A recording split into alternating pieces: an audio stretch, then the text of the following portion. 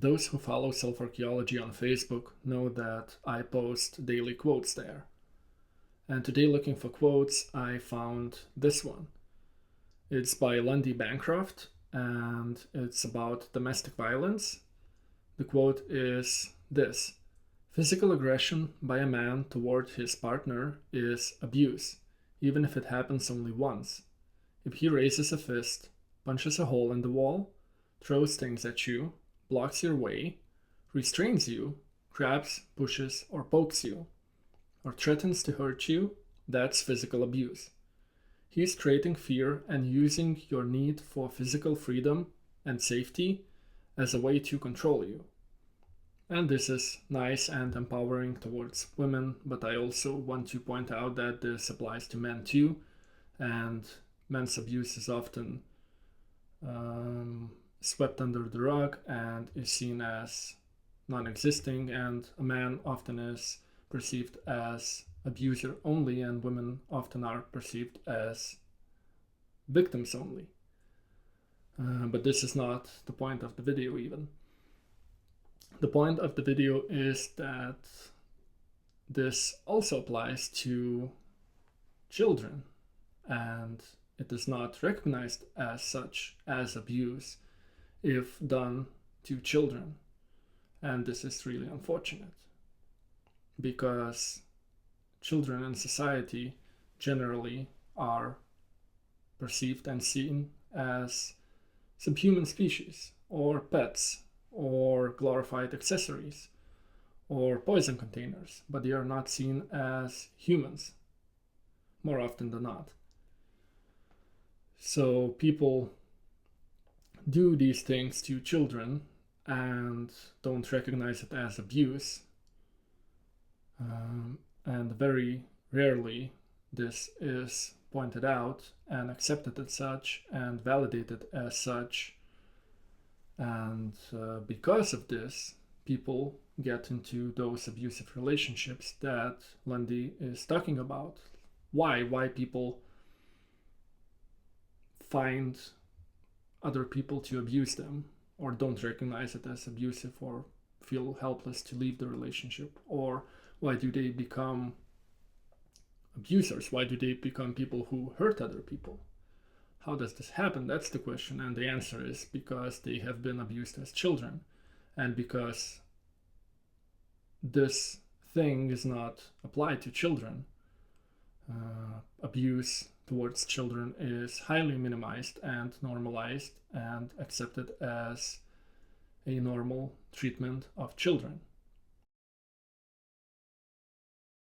And if you have been treated badly as a child and never healed those wounds that you have because of that, you are more likely than not find a relationship that is unhealthy and abusive, maybe not physically, but in other ways, and you will be unable to recognize it as such, and you will be doomed to repeat this pattern and circle over and over again.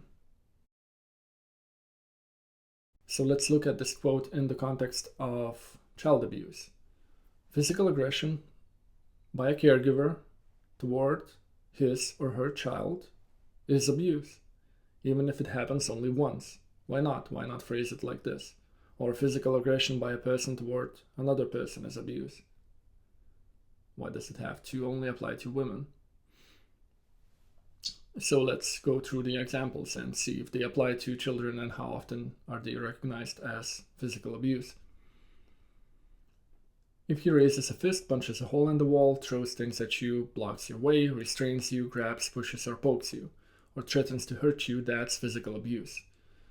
So these things happen to children all the time. If you look around, or if you know something about child abuse or psychology or society, you will know that these things happen all the time around children, and most people see it as completely normal.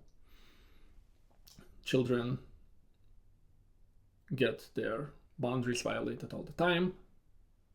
Caregivers raise their fists, punch holes in walls, and throw things around children, and get into their personal space and block a child's way, restrains them all the time, grabs them without warning, push them, poke them, and threaten to hurt them, and this is physical abuse. Let's go further. He's creating fear and using your need for physical freedom and safety as a way to control you. Yeah, that applies to children too. The caregiver is creating fear and is exploiting a child's dependency and helplessness, because a child can't escape.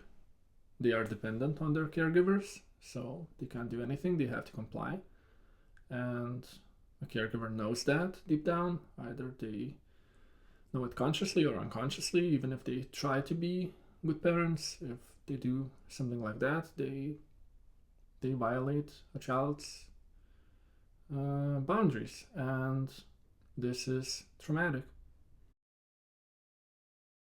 You see and hear people all the time saying that there's no excuse to hit a woman, or there's no excuse to abuse a woman, and this is fair and good.